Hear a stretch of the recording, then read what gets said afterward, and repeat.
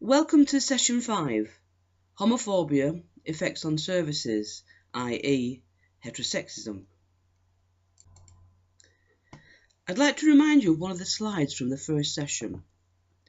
It shows how people from privileged groups are more likely to run services, whilst people from oppressed groups are less likely to run services. There's more research and information about privileged groups and less about oppressed groups. There's more visibility of the issues facing privileged groups and less for those of oppressed groups. People who belong to privileged groups have access to alternative services, whilst oppressed groups are dependent on public services. Because of their confidence and assertiveness, people from privileged groups are more likely to demand better services, whilst people from oppressed groups with less confidence and assertiveness are less likely to demand better services. All this leads on to better services for people from privileged groups and worse services for people from oppressed groups, despite the fact that they are more in need of them. In 2010, PACE, which is a mental health service for LGBT people living in London, published a report called Nowhere to Turn, which was a review of current provision in online and offline mental health support for LGBT people experiencing suicidal distress. Their findings included the following. Of 102 strategic leads for suicide prevention identified and contacted, 28 completed the survey. Of these 28, 13 said they targeted LGBT people as a priority. However, only 7 could actually identify a specific activity. 1,202 relevant mainstream mental health services in both the statutory and the voluntary sectors were approached.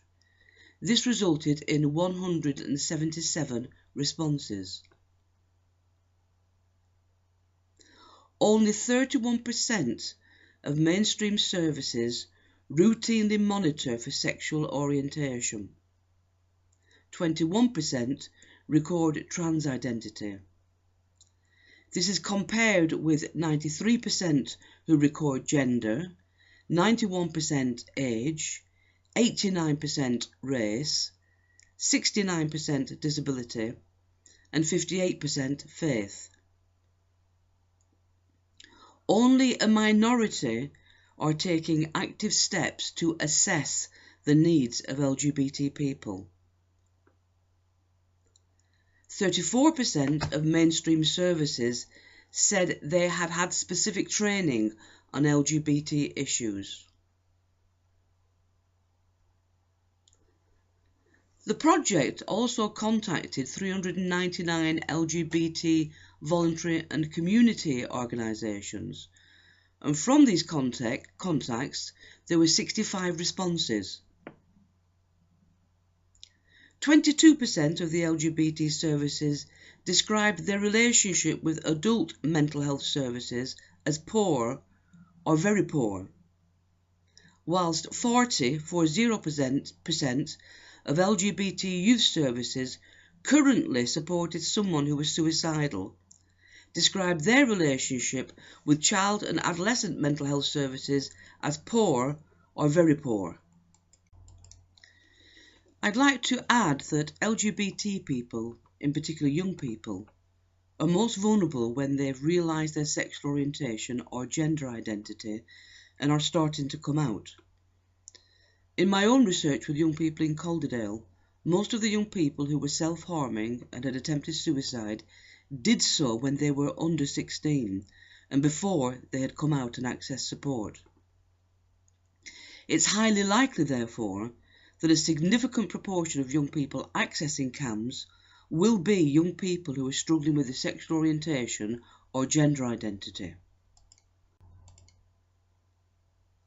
Gay and Lesbian Youth in Calderdale were one of 4 services included in the report as an example of good practice. The case study identified the needs assessment tool as a comprehensive method of assessing the suicide prevention needs of young people accessing the service. In addition, Gaelic worked with the National CAMH Service to develop the Organisational Cultural Competence Self-Assessment Tool.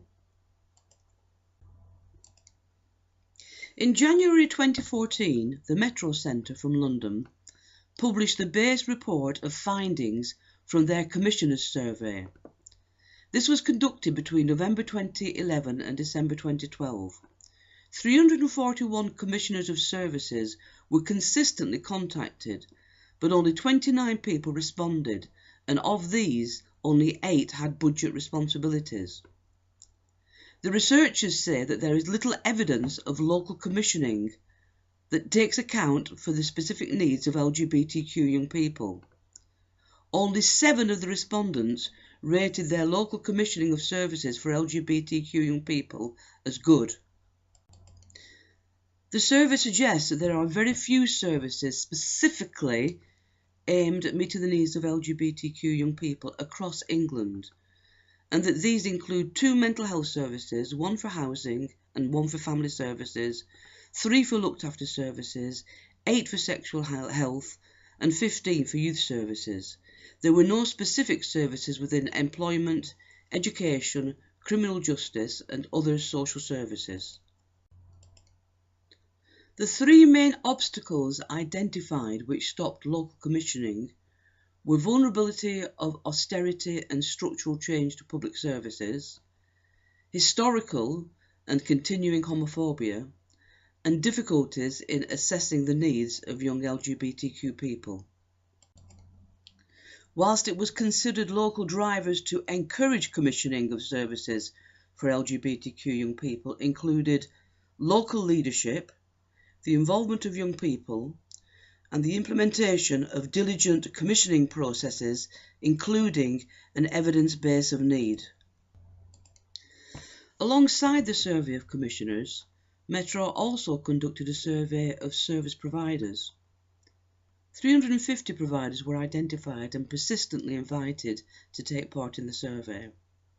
52 individuals responded, and of these, 46 provided services addressing the specific needs of LGBT young people.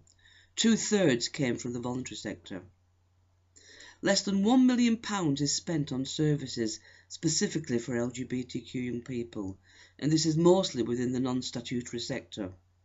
Crucially, the majority said that their funding was currently under threat.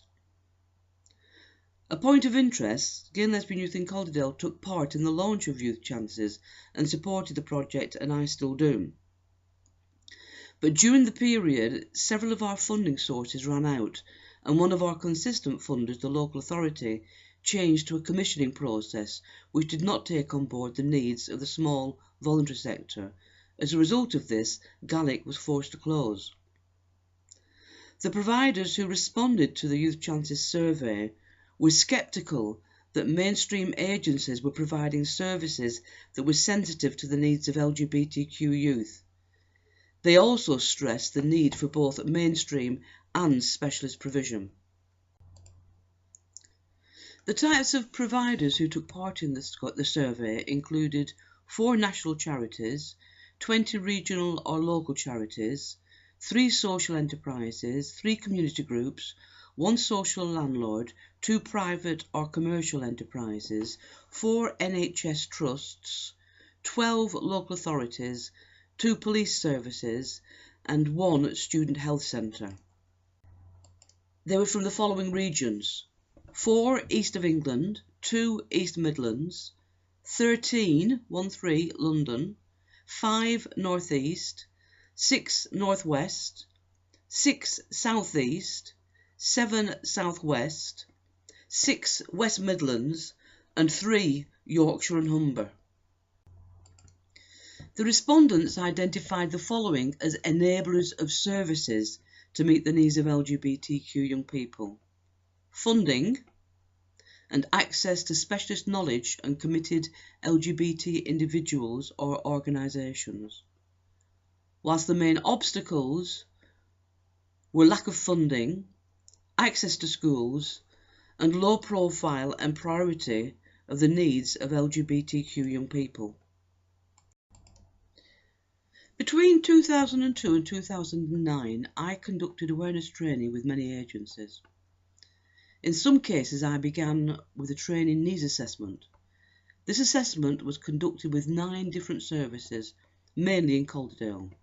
That is, the Youth Offending Team, Calderdale and Kirklees Careers, NSPCC, school nurses, victim support, mental health day services, social services outreach, as well as West Yorkshire Connections and Wigan Social Services.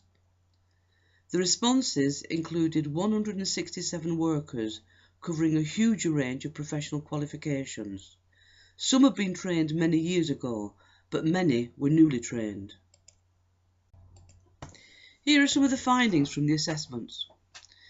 In answer to being asked to rate their basic professional training covering LGBT issues, 0.6% said it was excellent, 13% said it was good, 29% said it was poor, and 58% said they'd had no training on these issues. With regard to in-service training around LGBT issues, none said that it was excellent, 2% said it was good, 13% said it was poor, and 72% said they'd had no training on LGBT issues. Participants were also asked what percentage of LGBs were using their service. 63% said they didn't know. This was followed up by asking workers if they asked clients about their sexual orientation. 80% said they didn't ask. The point is, if you don't know what the sexual orientation, or indeed the gender identity, is of your client, how can you begin to meet their needs? In conclusion then, the majority of mainstream services are not meeting the needs of LGBTQ young people. The majority of mainstream services are not aware of the sexual orientation or gender identity of clients, as most services are not monitoring. The majority of mainstream services are not aware of the needs of LGBTQ young people, as they are not included in needs assessments. The majority of professionals have no basic or in-service training on the needs of LGBTQ young people. And there are few targeted services aimed at meeting the needs of LGBTQ young people across England. I'd like to end this session with me reading the true story of a 20-year-old young lesbian who died from a heroin overdose. She'd been in care and had accessed most of the local services for children and young people. When you've finished listening to this very moving story, I would ask that you go back to the description and click on the link that takes you to the YouTube video of Youth Chances, which is aimed at commissioners. In this video you'll see members of Gaelic who gave a presentation at the launch of Youth Chances. This is Julie's story. Julie died of a heroin overdose when she was 20. Gender. Julie didn't play with girls' toys when she was growing up. She remembers she once tore a dress off. She loved trees. She wanted to be a boy because she thought life would be a lot easier. Sometimes people would say to her, "You're like a lad, you are." When she played with cars, climbed trees and wanted to ski electric, people would say, "They're boys' toys they are, what do you want them for?" School.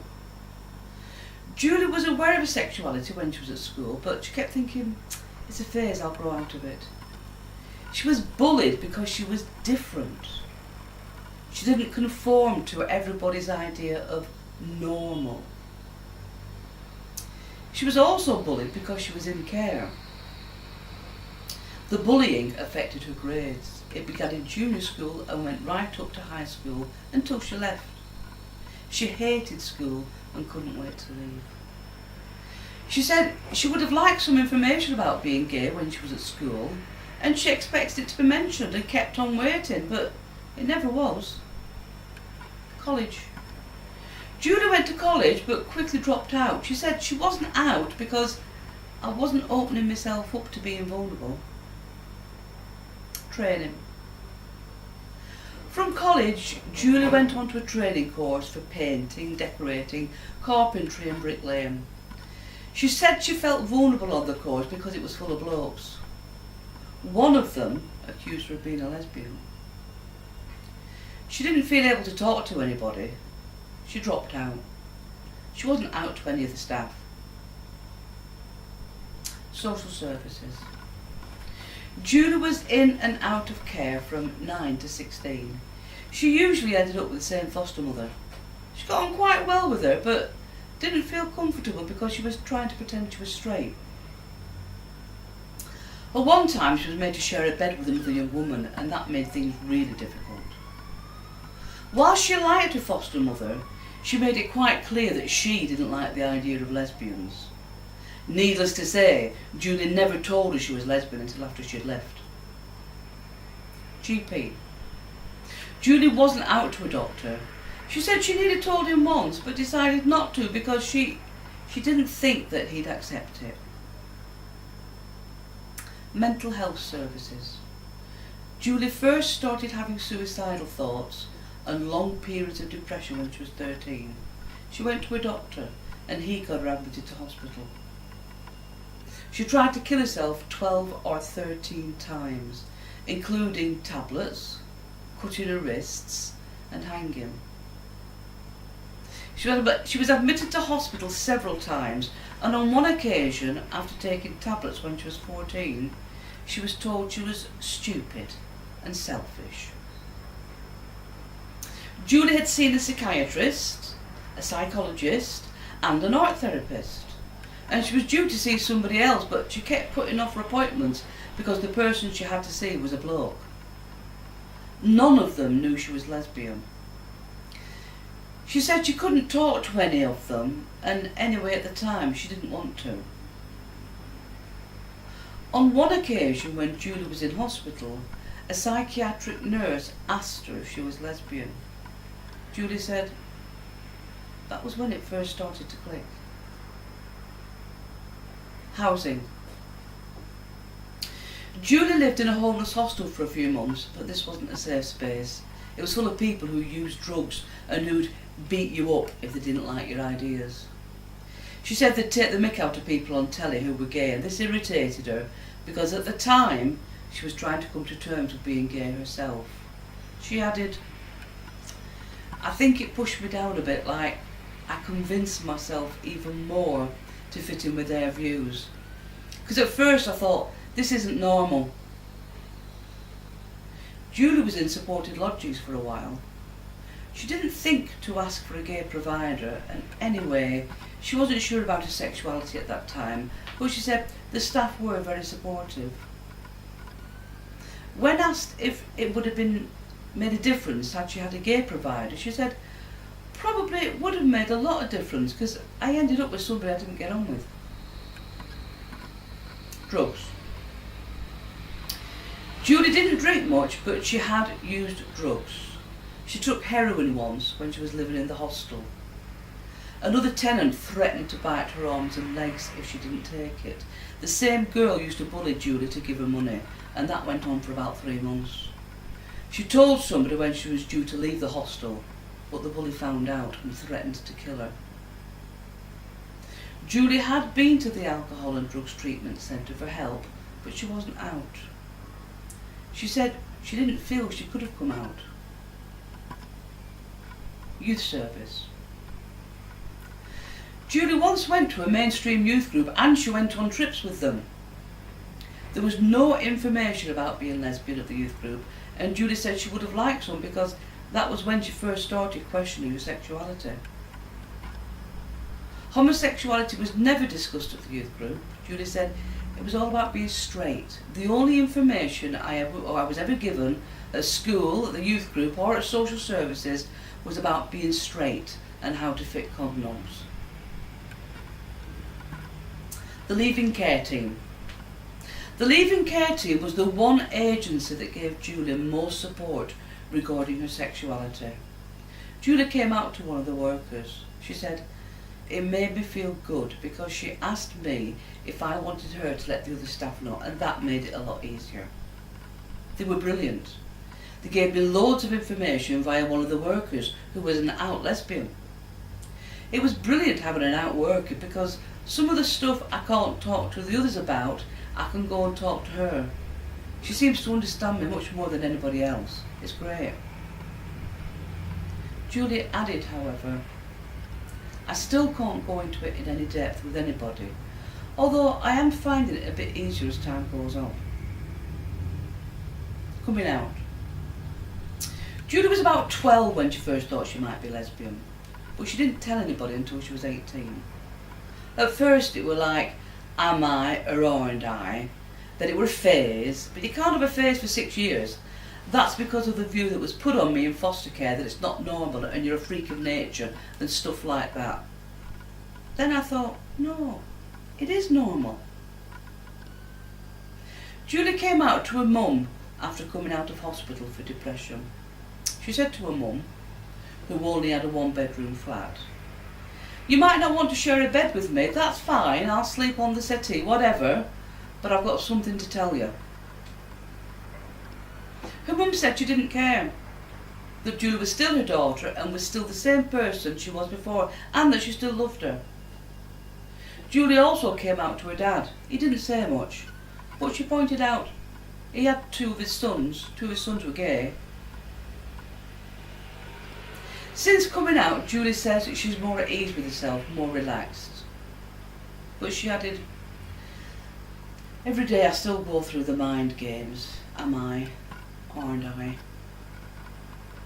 She said, "It's difficult being young and lesbian because you don't know what's what. You don't know who to talk to." Her worst experience of coming out was with a foster mother who said, and I quote, "What are you going to come out with next? It's a freak of nature. You're not normal. It makes me feel sick. Lesbians are even worse than gay men." Her foster mother told all of her family, which Julie didn't want her to do. One of the children asked Julie at a family party in front of everybody whether she was a lesbian. Julie said she wanted the ground to open up and swallow her. She just walked out of the room thinking that was the best way to deal with it. This happened about a week after her father had died. Julie said her foster mother's response made her feel uncomfortable, but said she's coming round to the idea. She said she accepts me for who I am, but not for what I am. Not long after this, Julie died of a heroin overdose.